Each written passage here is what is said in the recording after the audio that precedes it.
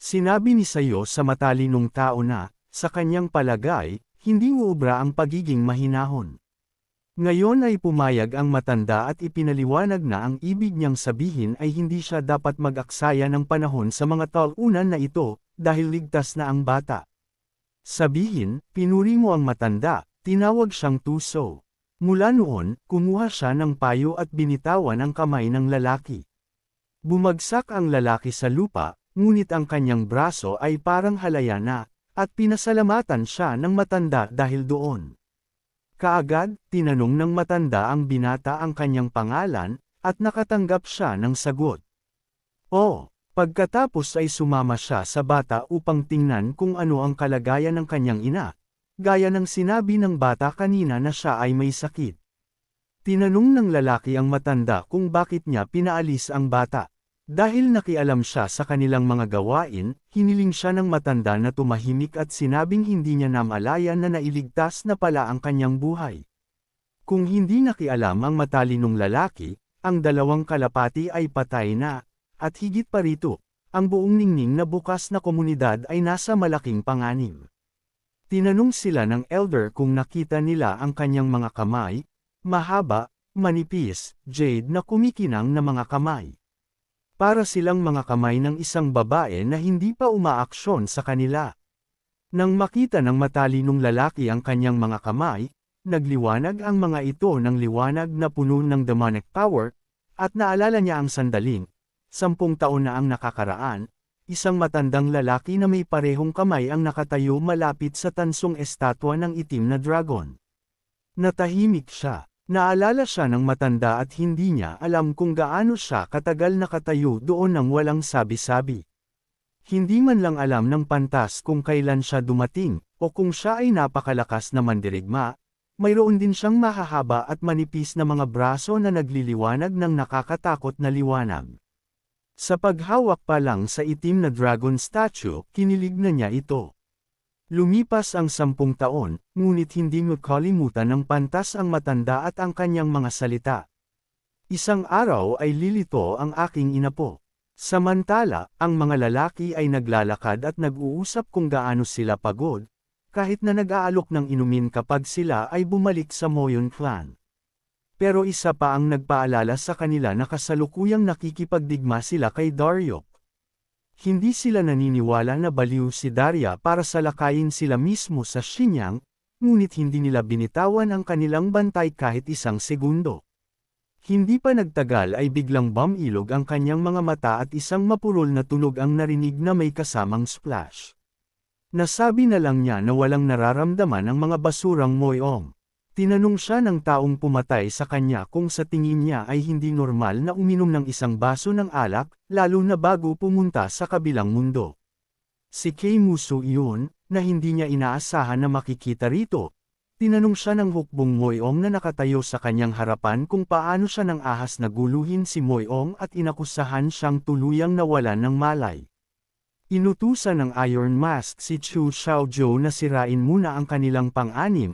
Ang kanyang hukbo ay lumitaw sa likuran niya, at sa ilalim ng utos, nagsimulang bugbugin ang lahat ng walang pinipili.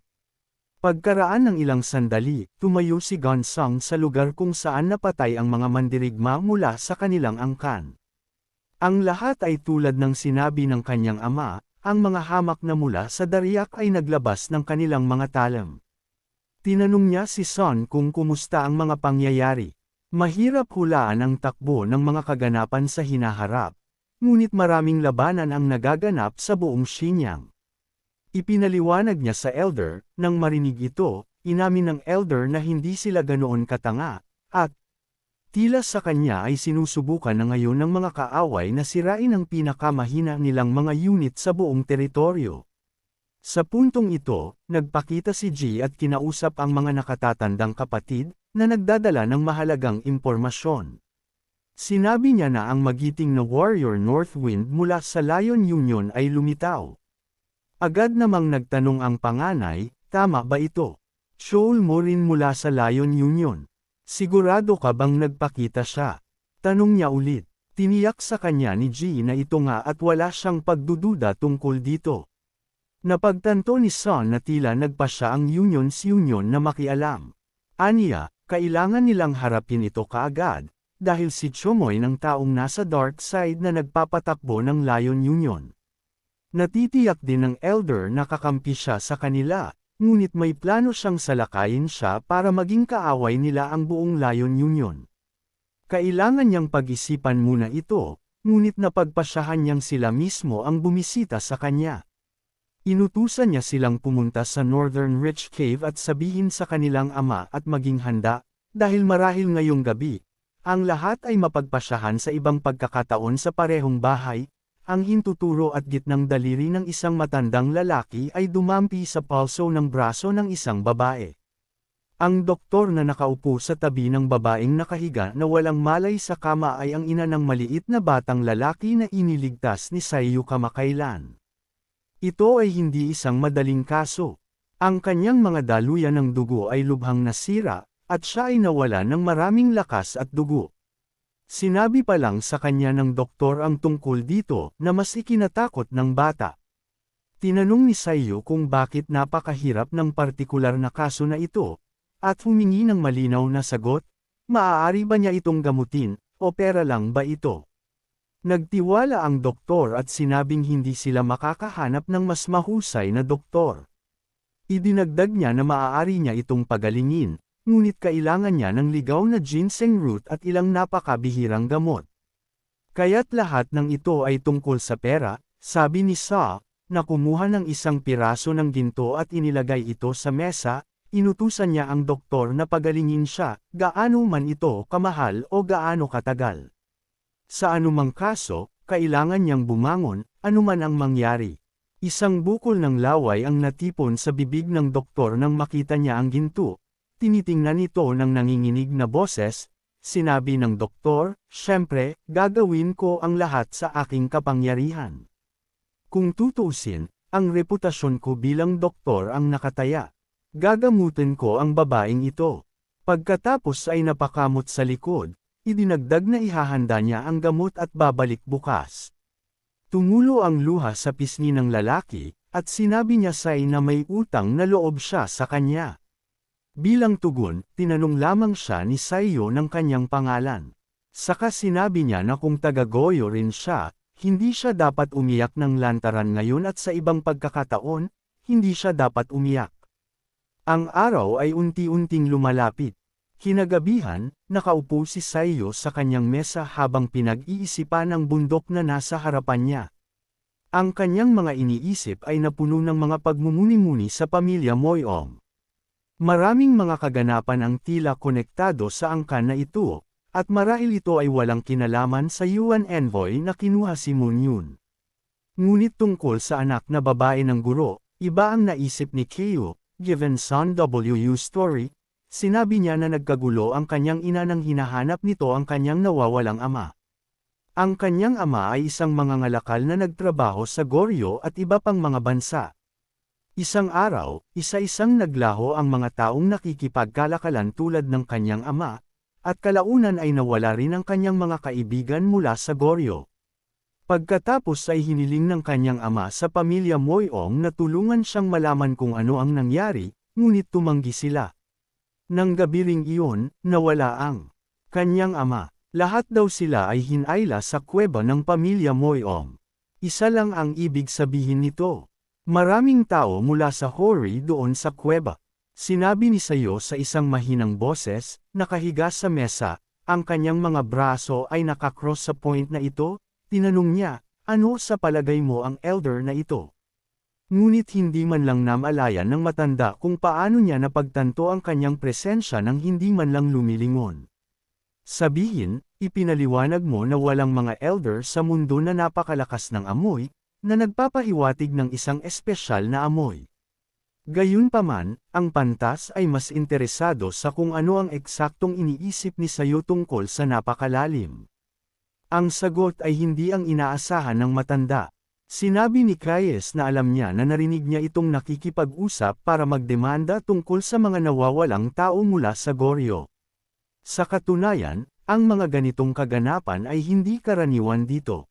Nagsimulang magpaliwanag ang matanda sa loob ng 20 taon na, ito ay madalas na nangyayari sa Xinjiang at sa buong Liaoning Province. Nag-imbestiga ang Gaiban ngunit nabigong malaman ang anuman. Gayunpaman, may mga hinala na kahit papaano ay konektado ang pamilya Moyong sa mga pagkawalang ito, ngunit tumahimik ang lahat simula nang ipaalam ng pamilya Moyong ang kanilang mga intensyon. Nabalitaan ng Unyo na totoo ang impormasyon mula sa Gaiban, ngunit tila ito ay isang panloloko. Dagdag pa ng matanda, 20 taon na ang lumipas mula noon, at ngayon ay may mas detalyadong impormasyon, halimbawa, tungkol sa lokasyon ng yungib na hinahanap ni Saiyo. Ngunit sinabi ng matanda na ang impormasyong ito, sa kasamaang palad, ay hindi libre, at hanggat hindi siya nagbabayad ng isang disenteng presyo, hindi siya makakatanggap ng anumang impormasyon.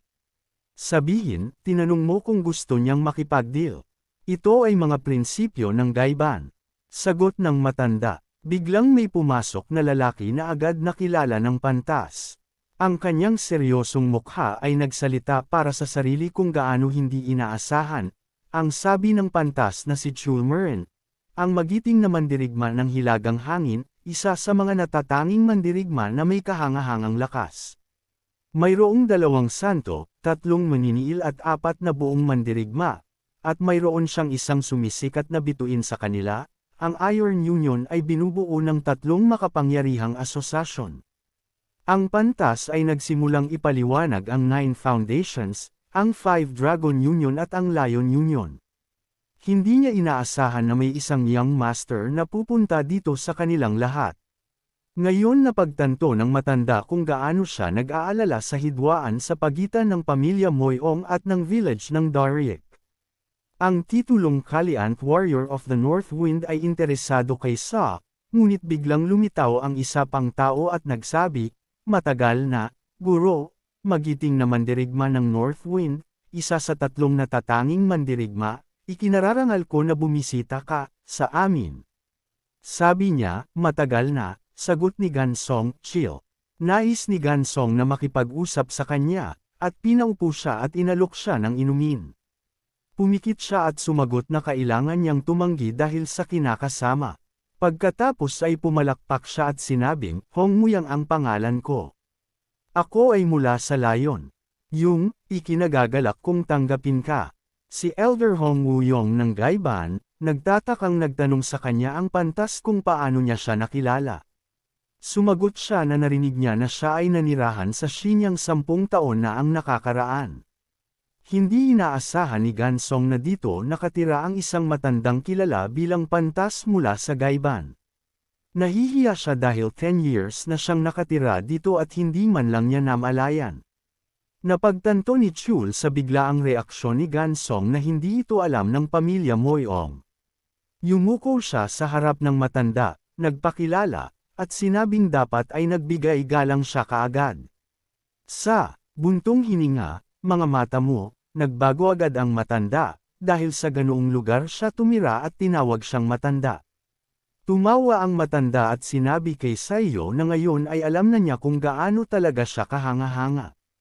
Nakinig si Saiyo habang tinutugunan ng baril si Chul, na sinasabi na dahil dumating siya kasama ang isang kasama, kailangan niyang marinig ang tanong, kung hindi maiiwasan ang sagupaan sa pagitan ng Moyong at Dariak Village.